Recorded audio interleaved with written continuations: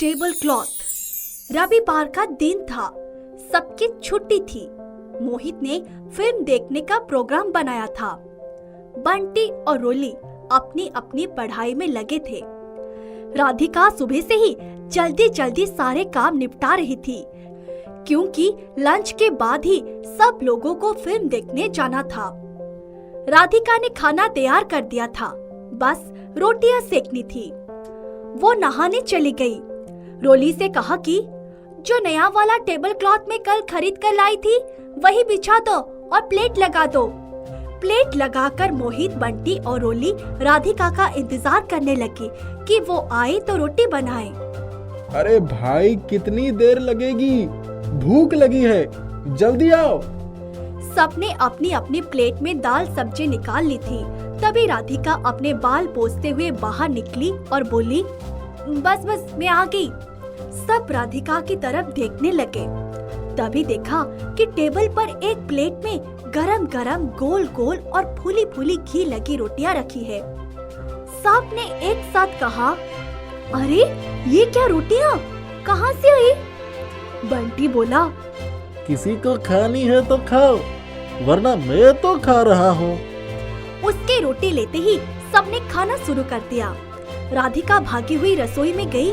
वहाँ ना गैस चल रही थी, ना तवा चढ़ा था। वो आश्चर्य में पड़ गई कि रोटियां आई कहाँ से। वो भी जाकर आराम से अपनी कुर्सी पर बैठ गई। उसके बैठते ही प्लेट में 2 रोटी और आ गई। ये तो बड़े मजे की बात है। अरे ऊपर वाले को कुछ देना ही था तो कोई मिठाई या रबड़ी देता। ये लो, एक बड़े से कुल्हड़ में रबड़ी और एक कुल्हड़ में रसगुल्ले हाजिर हो गए। सबका मुंह खुला का खुला रह गया। ऐसा कैसे हो सकता है? आज नया क्या हुआ है?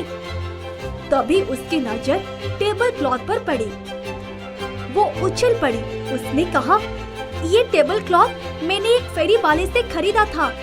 उसने कहा था कि बहन जी अब ये वाला ले लो, उसके साथ एक फ्री दे दूंगा। इसका मतलब ये टेबल क्लॉथ ही जादुई है। चलो तब थोड़ा मीठा पान भी खा लिया जाए। ये लो, वो भी हाजिर हो गया। सबने खूब जमकर भोजन किया, मिठाई खाई और पान खाया। राधिका बर्तन उठाकर रसोई में जाने की सोच रही थी कि टेबल बिल्कुल साफ हो गया। अरे राधिका, तुम्हारे तो बड़े मजे हो गए। चलो चलो जल्दी तैयार हो जाओ, निकलना भी तो है। उसी समय टेबल क्लॉथ से आवाज आई, आज सब लोग घर में ही आराम करो। आज जिस इलाके में तुम लोगों को जाना है वहाँ कुछ ही देर में कर्फ्यू लगाने वाला है। मोहित ने झट से टीवी ऑन किया तो पता चला कि अंत में टॉकीज के आसपास वाकई किसी आतंकवादी के छुपे होने की आशंका की वजह से कर्फ्यू लग गया था। सभी लोगों को बड़ी हैरानी हो रही थी कि आखिर ये कैसे सारी चीजें जान जाता है। बंटी और रोली का तो मूड ही ऑफ हो गया था, पर राधिका ने ठंडी सांस लेते हुए कहा, अच्छा हुआ कि हम गए नहीं, वरना फंस गए होते। चलो बच्चों, तुम लोग टीवी देखो, हम आराम करते हैं।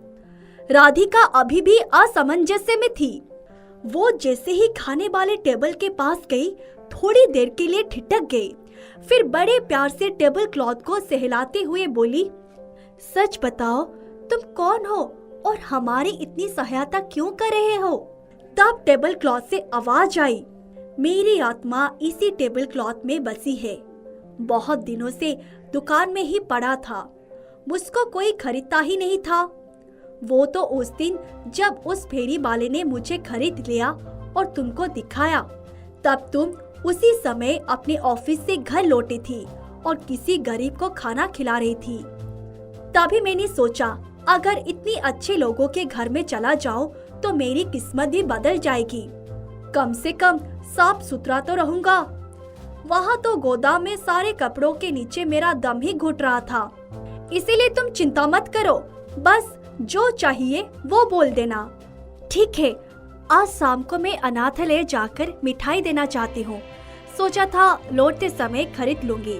अरे तुम जाकर सो जाओ, जब उठोगे तो तुम्हारी मनपसंद मिठाइयाँ इस जगह मिल जाएगी। बस एक बात का ख्याल रखना कि मुझे भी अपने साथ ले चलना। अगर मिठाइयाँ कम पड़ जाएगी तो मैं और ले आऊँगा। राधिका सोकर उठी तो पूरा टेबल तरह तरह की मिठाइयाँ से भरा था। बंटी और रोली आश्चर्य से देखने लगे कि इतनी मिठाइयों का क्या काम है। अरे भाई, हमें आज अनाथालय नहीं जाना है क्या? बंटी और रोली बोले। अरे हम तो भूल ही गए थे। सब लोग गाड़ी में बैठ गए। राधिका ने टेबल क्लॉथ को भी मोड़कर अपनी गोद में रख लिया। मोहित गाड़ी चला रहे थे। उसी समय जैसे लगा कि किसी की सिसकियां सुनाई पड़ी। राधिका ने देखा टेबल क्लॉथ गीला हो गया था। उसने कहा, क्या हुआ? तुम क्यों रो रही हो? मैंने तुम्हें चोट तो नहीं पहुंचाई? नहीं, मुझे तुम्हारी गोद में बैठकर अपनी माँ की याद आ गई। मैं कश्मीर में अपनी माँ के साथ बहुत खुशी खुशी जीवन बिता रहा था कि एक दिन हमारे घर कुछ आतंकवादियों ने हमला कर दिया था। मैंने उनसे छुपने के लिए एक टेबल क्लॉथ ओढ़कर एक कोने में खड़ा हो गया और उन लोगों ने मुझे टेबल क्लॉथ सहित हमारे घर के बाहर बहने वाली झील में फेंक दिया। मैं डूबकर मर गया, पर इस टेबल क्लॉथ में ही मेरी आत्मा बस गई। मैं इसको छोड़कर जा ही नहीं पाया। अच्छा, तुम उदास मत हो, तुम हमारे पास हमेशा रहना। टेबल क्लॉथ खुश हो गया। जब सब लोग अनाथालय पहुँचे और बच्चों को मिठाइयाँ खिलाई तो वो बहुत खुश हुआ। उसके बाद वो उसी परिवार के साथ रहने लगा। उन लोगों को कुछ भी नहीं करना पड़ता, वो उनकी जरूरतों को ध्यान रखता। टेबल क्लॉथ के आने से उनके जीवन में खुशियाँ ही खुशियाँ आ गई।